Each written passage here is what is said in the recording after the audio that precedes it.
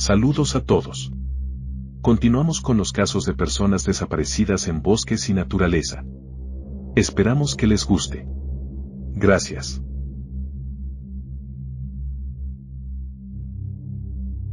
Jordan Grider, de 29 años, era un joven amante de las actividades al aire libre. Había pasado los últimos años viviendo en bosques y entornos naturales, por esta razón decidió pasar el invierno en los bosques de Minnesota. En octubre de 2018, Jordan decidió acampar en un área natural llamada Boundary Waters, o aguas fronterizas traducido al español. Este sitio es una enorme área forestal, ubicada entre las fronteras de Estados Unidos y Canadá, a la que solo se puede acceder en canoa, y aunque es relativamente fácil y rápido llegar, puede ser un lugar muy difícil de navegar para las personas poco experimentadas.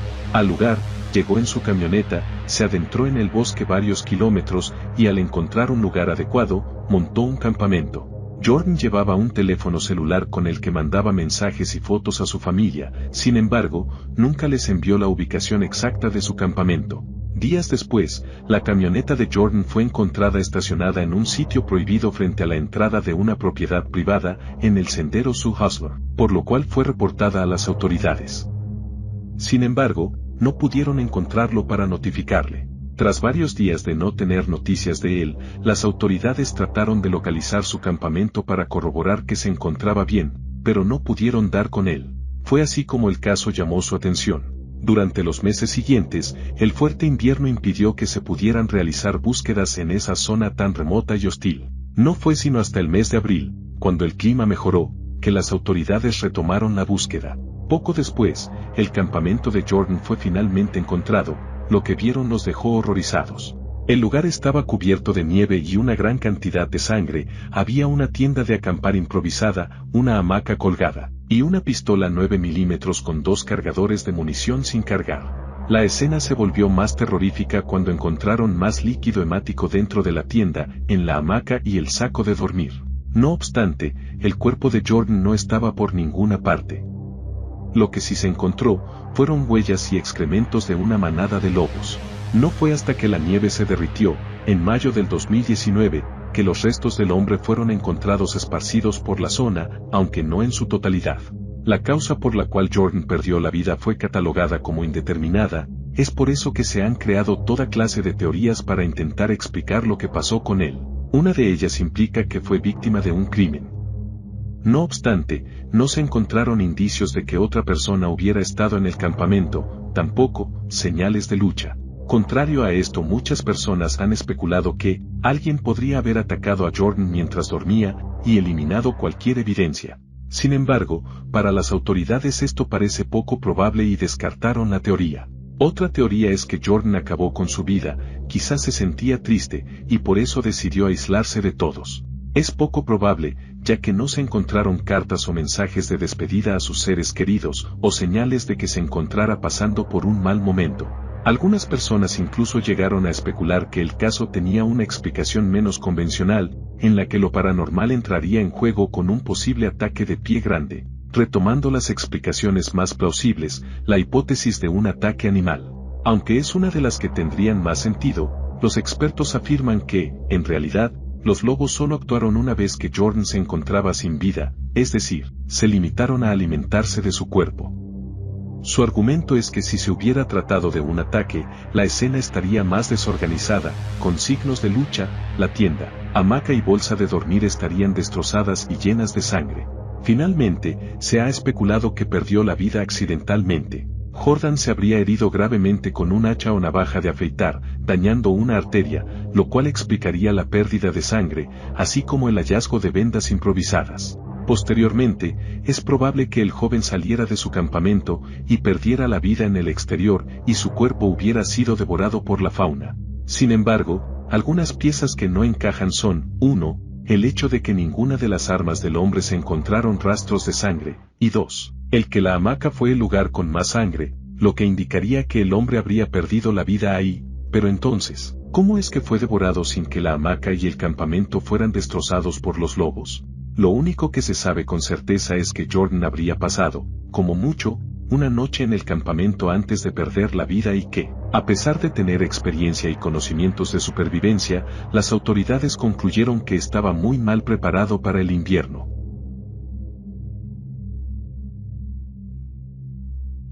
En 2013, Dale Sterling, junto con su esposa, Denning, visitaron el Parque Nacional Mesa Verde en Colorado. La pareja había estado casada por 32 años y tenían 4 hijos. Dale tenía 51 años en ese entonces y se sabe que poseía bastante experiencia en senderismo. El 9 de junio de 2013, aproximadamente a las 4:30 de la tarde, Dale salió a caminar a un sendero llamado Spruce Tree House, de apenas unos kilómetros de longitud, que se encontraba a unos 10 minutos del lugar donde acampaban. Debido a que ese día el calor era muy intenso, aproximadamente hacían unos 40 grados centígrados, su esposa decidió no acompañarlo. Dale no llevaba consigo ningún equipo o suministro, ya que su intención era dar un pequeño paseo y volver. El tiempo pasó, su esposa veía cómo los excursionistas entraban en el área y posteriormente salían al poco tiempo, sin embargo, su esposo no volvía. Esto la hizo preocuparse, por lo que reportó la desaparición de su esposo a las autoridades locales. A las 7 de la tarde, comenzó la búsqueda, sin embargo, para sorpresa de todos, no se logró encontrar ni un solo rastro del hombre. No fue sino hasta el día siguiente, que un testigo aportó nueva información al caso. Un excursionista, de nombre Jas Begel, y sus 3 hijas, estuvieron de paseo en el parque en el que Dale había estado. De acuerdo a sus declaraciones, vieron a Dale, e incluso hablaron con él, el día que desapareció. Sin embargo, el hombre estaba en un área diferente de la que le había dicho a su esposa. Aparentemente, Dale tomó otro camino, y entró a un sendero llamado Petroglyph, de unos 4 kilómetros de longitud, conocido por sus petroglifos tallados en las rocas que rodean el sendero. La razón por la cual Dale tomó esta ruta, se desconoce. Cuando la familia Vigil se encontró con él, les pareció que era una persona tranquila, y les dijo que debía volver pronto ya que había gente que lo estaba esperando. Una de las hijas Vigil, tomó una foto y sin querer retrató a Dale. Esta fue la última vez que alguien lo vio con vida. No fue sino hasta el día siguiente, que la familia Vigil vio el reporte de desaparición de Dale en un póster, y por ello informaron a las autoridades de su encuentro con él. Debido a esta nueva información, el área de búsqueda se amplió considerablemente. Cientos de personas participaron en la búsqueda, entre los que se incluyen equipos entrenados, unidades caninas, helicópteros, entre otros. Durante ese tiempo, una reportera llamada Jodie Peterson visitó el parque. Puesto que había escuchado de la desaparición de Dale, decidió recorrer el mismo sendero en que el hombre fue visto por última vez. Posteriormente, publicó un artículo en un periódico local narrando lo que había visto en el sendero. Decía textualmente lo siguiente: después de caminar durante 1 hora, repentinamente, escuché una voz cansada que decía, necesito ayuda. Me recordó al excursionista desaparecido. Puede que, mientras caminaba por este sendero le haya ocurrido algo. Grité varias veces pero no hubo respuesta. Se me ocurrió que podría salirme del camino e intentar ir en la dirección de la voz, pero, tras pensarlo 2 veces, se me ocurrió que quizá podría ser una trampa, y sería otra víctima, por lo que decidí no arriesgarme. Mi teléfono no tenía cobertura. Corrí lo más rápido que pude, y cuando encontré un guardabosques, le conté lo que había escuchado. Él me respondió que el día anterior ellos habían escuchado algo muy parecido en el mismo lugar. Por otra parte, ella cuenta que estaba segura de que esa voz era de Dale, por lo que sería encontrado pronto. Es sorprendente que, tanto la reportera, como los guardabosques, hubieran escuchado llamadas de auxilio en la misma área en la que Dale fue visto por última vez, y que no encontraran a nadie. Incluso, los perros rastreadores que exploraron el área, no pudieron encontrar nada. Tras unas semanas, la búsqueda activa fue finalmente suspendida. No se encontró ninguna pista o rastro de Dale. 7 años después, el 17 de diciembre del 2020, unos restos, en forma de huesos, fueron encontrados en el mismo parque. Los huesos habían estado a la intemperie, expuestos al sol, y no se podían realizar pruebas de ADN para saber a quién pertenecían realmente. Las autoridades declararon que estaban completamente seguros de que esos restos eran de Dale, ya que junto a ellos estaban todas las pertenencias que se sabe llevaba ese día, entre las que se encontraban varias identificaciones pertenecientes a Dale. El estado en el que fue encontrado, no permiten determinar las causas certeras por las que perdió la vida. Las autoridades se han reservado la ubicación exacta donde fueron encontrados los restos. Solo han dicho que estaban a 8 kilómetros del último lugar en el que se vio a Dale con vida por última vez. Esto es demasiado desconcertante por sí mismo. El terreno del parque es muy accidentado, con pendientes muy inclinadas y cañones muy profundos. ¿Por qué razón alguien caminaría una distancia tan larga, en condiciones de calor extremas y en un terreno casi intransitable? ¿Cuál será la razón por la que Dale terminó ahí en primer lugar? Son cosas que quizá nunca sabremos, pero que son realmente desconcertantes.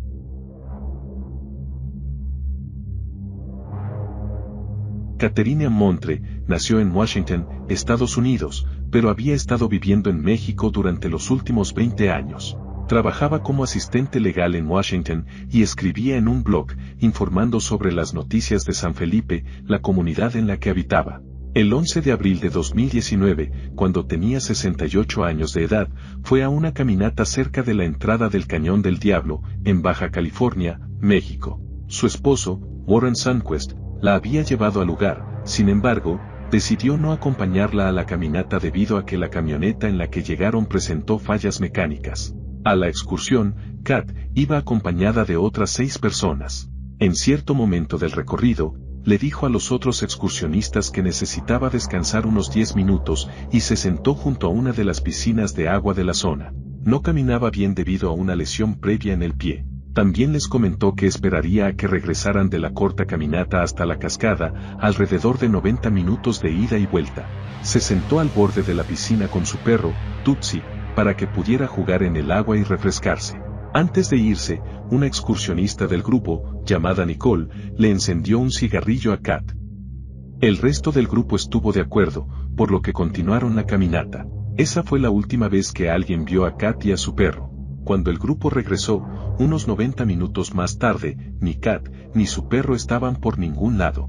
Pensaron que probablemente había regresado con su esposo, quien estaba esperando al comienzo del sendero. Pero después de regresar al estacionamiento para comprobarlo, ella tampoco estaba allí y Warren no la había visto. Después de que el grupo de excursionistas se dio cuenta que Kat había desaparecido, equipos locales de búsqueda y rescate y helicópteros registraron el área, pero desafortunadamente no se encontró ningún rastro. De acuerdo a los testimonios, Kat no mostró signos de agotamiento físico, ni parecía afectada por el calor. Además, es casi seguro que no habría podido alejarse mucho de su último paradero conocido, ya que tenía una lesión en el pie. El grupo de excursionistas fue interrogado, pero no está claro si la policía cree que tuvieron algo que ver con la desaparición. Tras 4 días, la búsqueda fue concluida. Las autoridades se limitaron a decir que simplemente no la encontraron. La hija de Kat, Desire, organizó una búsqueda no oficial, que incluyó voluntarios, familiares y amigos. Desafortunadamente, no encontraron ni un solo rastro o pista de Kat. Más aún, durante la búsqueda, se encontró un plantío ilegal de sustancias de abuso. La policía estuvo allí, desmanteló los cultivos y registró a los sospechosos. Aún así no lograron encontrar nada relacionado a Kat. Además, la noche en que Kat desapareció, su esposo Warren se quedó en el estacionamiento del comienzo del sendero, mientras los demás fueron a la ciudad para informar a las autoridades de la desaparición. Resulta bastante sospechoso que él no mostrara interés en buscar a su esposa durante las primeras horas de su desaparición. Este es un caso muy misterioso, ya que Kat y su perro Tutsi no han sido encontrados después de varios años. Tampoco se ha localizado ni una sola prueba cerca del lugar donde desapareció.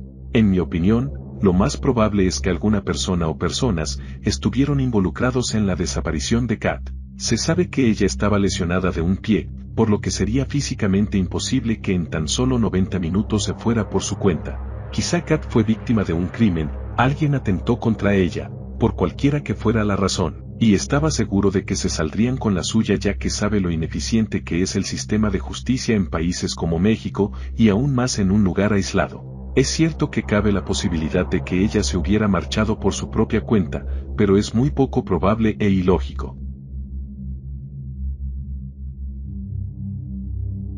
Jacob Gray, de 22 años, salió de su casa la noche del 4 de abril de 2017, para acampar y hacer ciclismo en el Parque Nacional Olympic, en Washington. No le dijo a nadie a dónde iba, simplemente se lanzó a la aventura, a pesar de las malas condiciones climáticas y la lluvia intensa.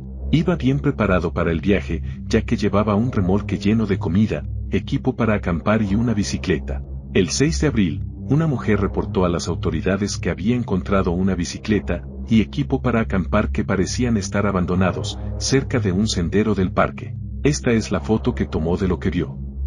Sin embargo, las autoridades no le dieron mayor importancia, ya que es común que los excursionistas dejen sus cosas en el camino mientras recorren los alrededores. Un hecho que llamó la atención de las autoridades fue que el material de acampar, que hasta ese momento no se sabía a quién pertenecía, se encontraba en el piso, en una lona extendida. Sumado a esto, cerca de la lona, había 4 flechas clavadas en el suelo, alineadas de este a oeste.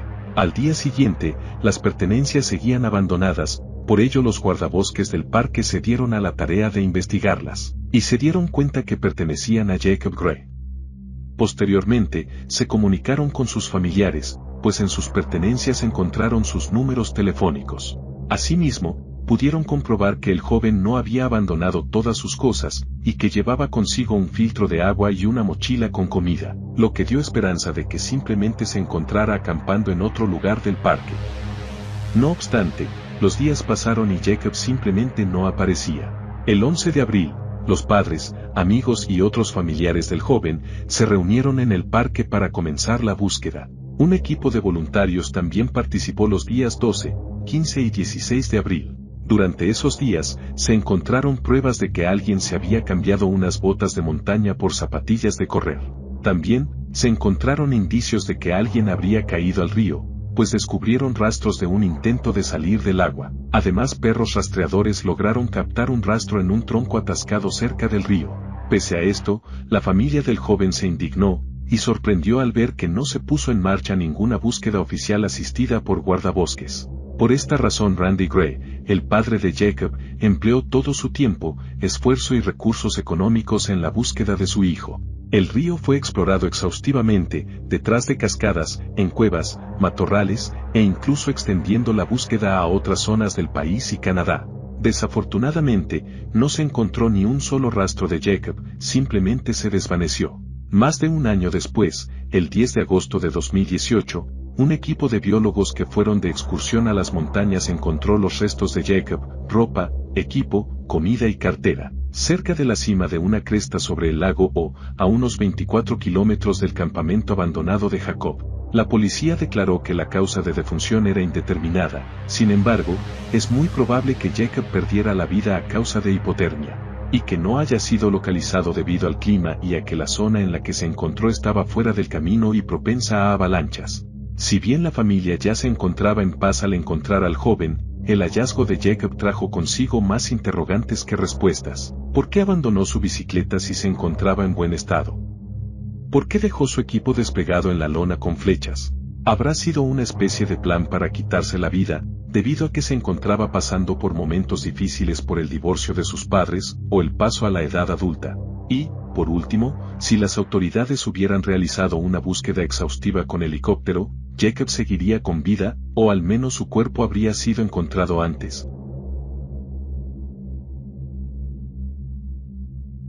El 27 de julio de 1981, Stacy Arras, su padre, y un grupo de 6 personas se encontraban de excursión en el Parque Nacional Yosemite, en donde tenían planeado pasar la noche en unas cabañas locales. Después de atar sus caballos y cambiarse de ropa, Stacy salió de su cabaña, con cámara en mano, para fotografiar un lago cercano. La chica le preguntó a su padre si quería acompañarla, pero el padre declinó la invitación. En su lugar, la dejó ir con un hombre mayor de su grupo, llamado Gerald. No está muy claro que también Stacy y su padre conocían a Gerald, pero el hecho de que su padre le permitiera ir a caminar con un hombre mayor sugiere que lo conocían bastante bien. Continuando, Stacy y Gerald bajaron hacia el lago mientras el resto del grupo los observaba. Fue así como desde la distancia, vieron que el señor se sentó, y que Stacy siguió su camino. La chica le dijo a Gerald que bajaría hacia el lago, y que regresaría en unos minutos. Caminó tras unos árboles para luego desaparecer. El tiempo pasó, y al ver que Stacy no regresaba, su padre y los demás miembros del grupo comenzaron a buscarla. Las autoridades del parque realizaron una búsqueda exhaustiva en la que participaron helicópteros, perros y cientos de voluntarios. Sin embargo, el único indicio que se encontró de la joven fue la lente de su cámara, ubicada cerca de la zona arbolada en donde fue vista por última vez. Debido a esto, y a que el sendero que llevaba al lago es bastante fácil de seguir, han surgido distintas hipótesis que intentan explicar lo que le ocurrió a Stacy.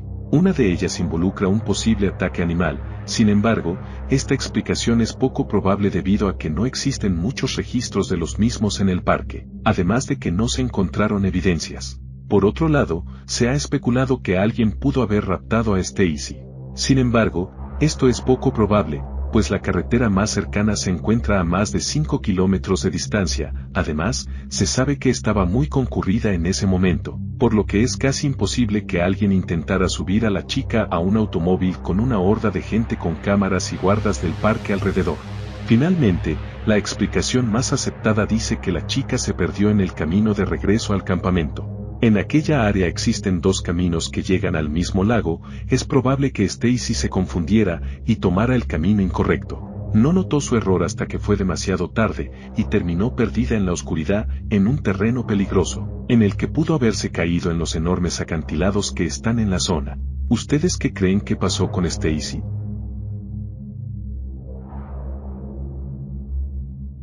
El 10 de abril de 1928, Glenn Roland Hyde y Bessie Louise Haley se casaron, y para celebrar su luna de miel, el 5 de octubre de 1928, la pareja viajó al Gran Cañón del Colorado.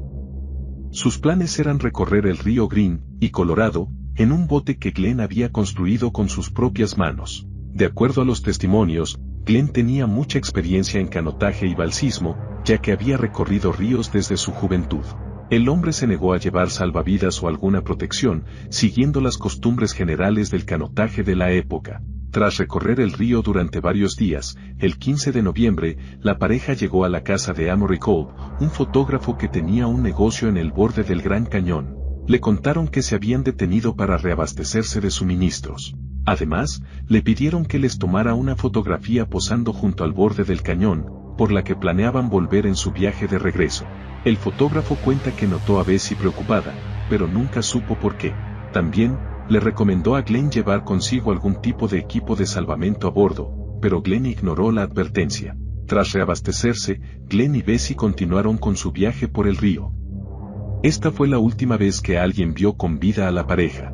Después de unas semanas de no saber nada de ellos, a principios de diciembre de 1928, el padre de Glenn reportó su desaparición. A los pocos días se inició la búsqueda de la pareja, tras lo cual una avioneta localizó el bote abandonado en el río. La embarcación estaba a la deriva, casi intacta y completamente equipada con suministros, incluidos los abrigos y las botas de montaña de la pareja, el diario de Bessie y el arma de Glenn, pero no había señales de la pareja. Tras varias semanas, la búsqueda se dio por terminada. No se encontró ninguna pista o rastro de la pareja. Las autoridades especularon que la pareja pudo haber tenido algún tipo de accidente en el río que les quitó la vida.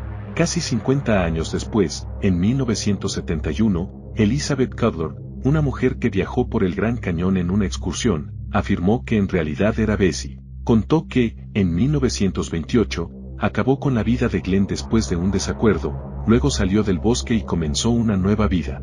Al ganar notoriedad, Elizabeth se retractó de su historia. Ella era 10 centímetros más alta que Bessie, y los registros de nacimiento demostraban que era Elizabeth Cutler, y no Bessie. El esqueleto no identificado de un hombre fue descubierto en la zona en 1976 y abundaban los rumores de que se había recuperado el cuerpo de Glenn. Al parecer la víctima murió a consecuencia de un impacto de bala en la cabeza. Las pruebas de laboratorio realizadas en 1985 concluyeron que los restos no eran los de Glenn. Las autoridades ya no investigan la desaparición de Bessie y Glenn, pero la fascinación por el caso continúa. Se ha convertido en una especie de leyenda urbana local.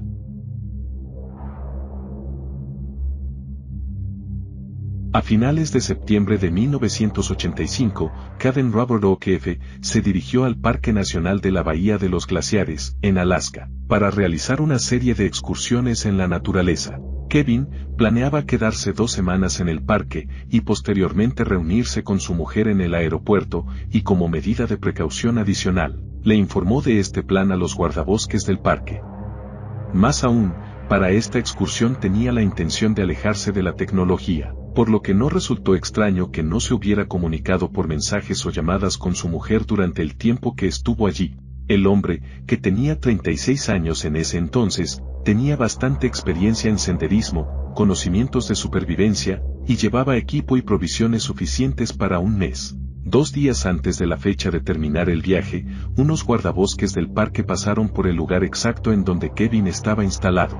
Al llegar, se dieron cuenta de que había algo extraño, ya que algunas de las cosas y suministros de Kevin estaban esparcidos por la zona. Su tienda se encontraba dañada y parcialmente rota. Cuando las autoridades abrieron la tienda, encontraron la mochila de Kevin con su equipo de senderismo, comida y agua aún guardados, como si estuviera empacada para una caminata. Pese a esto, no le dieron mucha importancia e intentaron darle una explicación a la escena. Supusieron que Kevin había ido a recoger leña, y regresaría por su bolsa para hacer senderismo. No se preocuparon demasiado porque sabían que el hombre era más que competente en la naturaleza, y contaba con conocimientos de supervivencia, así que se fueron. Al día siguiente volvieron y se dieron cuenta que todo se encontraba intacto. Alarmados, dieron inicio a una búsqueda conformada por 100 guardas del parque y perros rastreadores. Las únicas pistas que se encontraron fueron un par de botas, un forro de guante y un sombrero en un barranco a cientos de metros del campamento. Sin embargo, no lograron encontrar a Kevin. Los guardabosques informaron de que no había huellas de oso, ni signos de ataque animal, por lo que los investigadores estaban desconcertados y no fueron capaces de formular ninguna hipótesis. Era como si, de un momento a otro, Kevin hubiera desaparecido de la faz de la tierra sin dejar rastro tras de sí.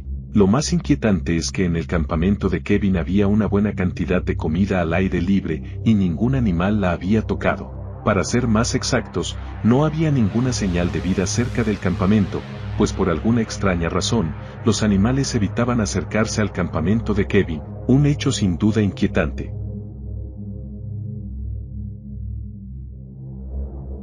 El 20 de enero de 1992, Stefan Bessert, un estudiante alemán de intercambio de 23 años, fue de excursión al Parque Nacional Olympic en compañía de otro estudiante alemán. Ambos jóvenes visitaron las aguas termales de Sol Duc y habían planeado ir al lago Dier, ubicado a unos 6 kilómetros de distancia. Sin embargo, por alguna extraña razón, Stefan decidió adelantarse e intentar recorrer 30 kilómetros en solitario hasta el comienzo del sendero del río O, dejando atrás a su compañero. Esa ruta lo llevó al corazón de las montañas, y para su mala suerte, una tormenta invernal comenzó a azotar la zona durante las siguientes semanas. De acuerdo con los expertos, recorrer esa distancia en un solo día habría sido casi imposible para él, en especial por la nieve. Aunque el chico era un joven sano, no iba vestido ni equipado adecuadamente para soportar el clima, pues solo llevaba una mochila con unas pocas piezas de fruta para comer, y no contaba con equipo para acampar en la nieve. Debido a las malas condiciones climáticas, su búsqueda se vio obstaculizada. A pesar de que en ella participaron decenas de guardabosques, voluntarios, equipos de rescate de montaña, perros entrenados y helicópteros, no se encontraron pistas del excursionista desaparecido. Finalmente, se suspendió la búsqueda debido al peligro extremo que enfrentaban. Nunca se localizó rastro alguno de Stefan. Lo más probable es que haya perdido la vida a causa de hipotermia, y que su cuerpo haya sido sepultado por la nieve o arrastrado por una avalancha. Aunque también existe una posibilidad más oscura, que es el hecho de que su compañero haya tenido algo que ver con su desaparición en un escenario sin testigos ni pruebas. Probablemente nunca lo sabremos.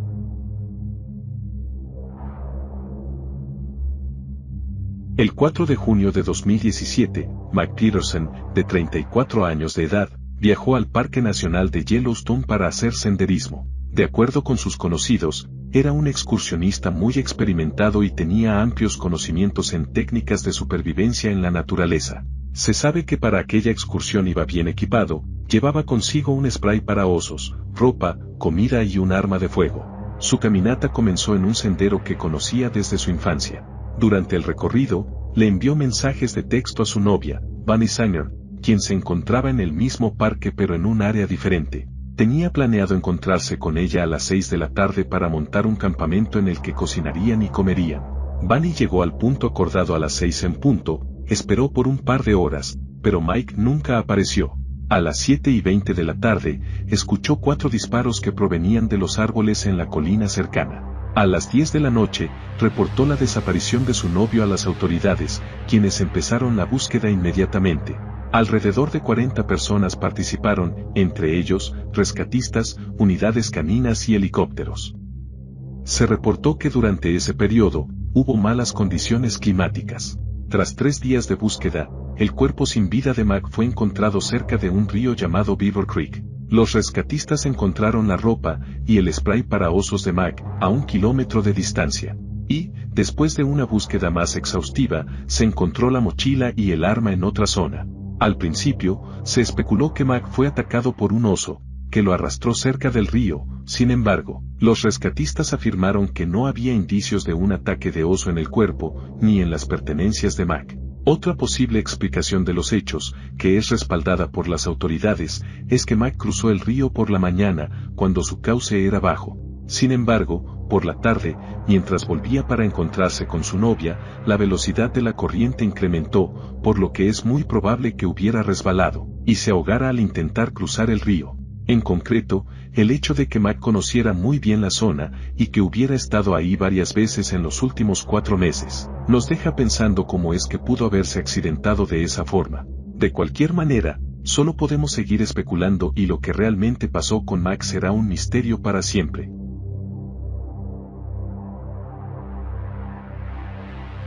Joel Thomasin era un militar retirado de 31 años, que tenía bastante experiencia en técnicas de supervivencia en la naturaleza y conocía muy bien el Parque Nacional Yosemite. El 6 de septiembre de 2021, viajó a dicho parque a hacer senderismo en solitario desde una zona llamada Hatch Hatchie hasta el lago Eleanor y de regreso. Su plan era volver el 9 de septiembre. Llevaba consigo equipo para acampar, provisiones, una mochila amarilla y un kayak inflable rojo. Las personas cercanas a él afirman que conocía perfectamente el área, ya que había nacido cerca y desde niño solía pasear ahí.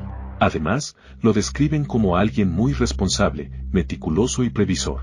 Sin embargo, la fecha acordada llegó, los días pasaron pero Joe no volvía, por lo que el 11 de septiembre, su esposa, Amanda, reportó su desaparición. El último avistamiento de Joe fue en un sendero, mientras completaba la empinada travesía por encima de la presa de Osa-Ugnesi.